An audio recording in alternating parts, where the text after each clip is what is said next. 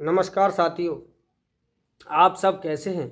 मैं आशा और उम्मीद करता हूं कि आप सब सुखी होंगे, स्वस्थ होंगे, मस्त होंगे। तो जैसा कि मित्रों आप वीडियो के टाइटल को देखकर समझ ही गए होंगे कि आज हम किस विषय पर बात करने जा रहे हैं।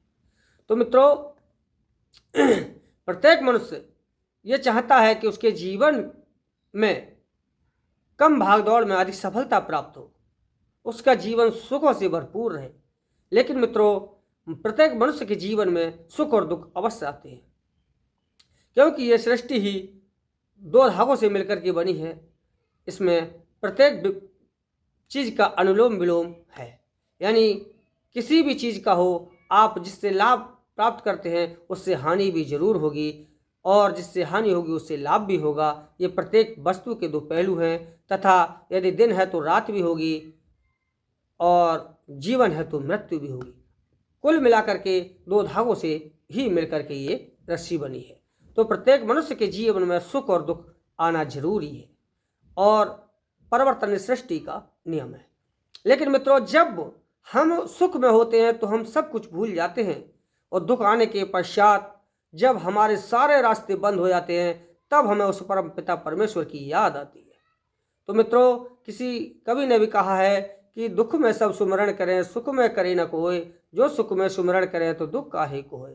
मित्रों मनुष्य सुख में उस ईश्वर को बिल्कुल भूल जाता है, लेकिन जब दुख आता है और जब सारे रास्ते ही बंद हो जाते हैं तब परमपिता परमेश्वर की याद आती है।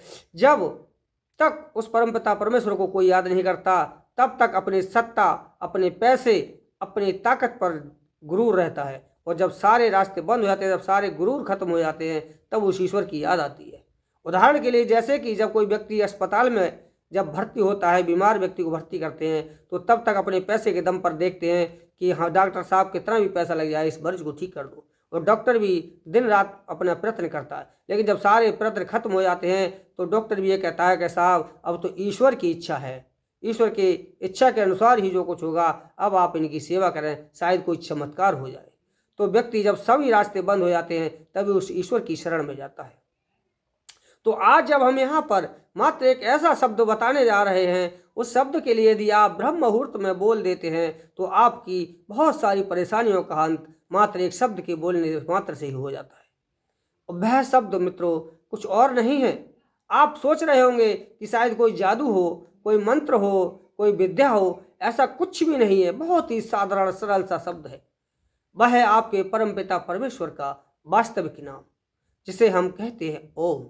मित्रों यदि आप ब्रह्म मुहूर्त में सुबह, जो कि सूर्योदय के समय से लगभग 1.5 घंटा पहले से ब्रह्म मुहूर्त शुरू हो जाता है, उस समय में आप यदि ब्रह्म मुहूर्त में यदि आप ईश्वर का नाम, परमपिता परमेश्वर का नाम, जो कि हम ओम नाम से जिसे पुकारते हैं, यदि हम ओम नाम का उच्चारण करते हैं तो मित्रों हमारे जीवन के बहुत सारे संकट स्वतः ही कट जाते हैं। हमारे जीवन में आमूल चूल परिवर्तन होना शुरू हो जाते हैं। मित्रों क्योंकि ब्रह्म मुहूर्त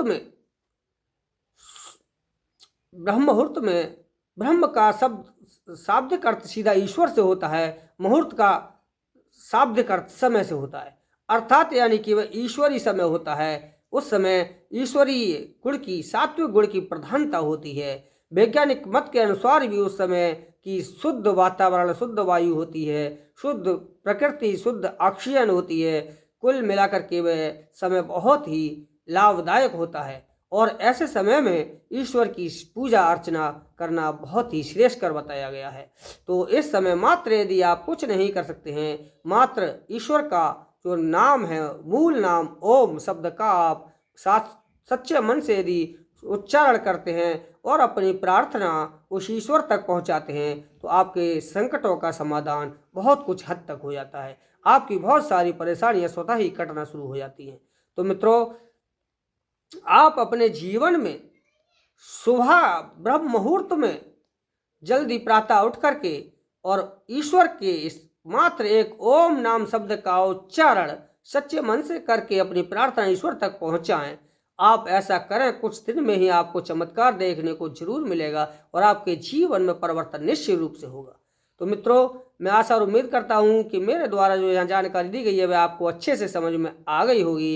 यदि आपको वीडियो अच्छा लगा हो तो मैं आपसे निवेदन करता हूं कि वीडियो को लाइक और शेयर जरूर करें, चैनल पर यदि नए हों तो सब्सक्राइब जरूर कर लें। आज के लिए बस इतना ही है, मिलते हैं अगले वीडियो में, तब तक के लिए नमस्कार साथियों।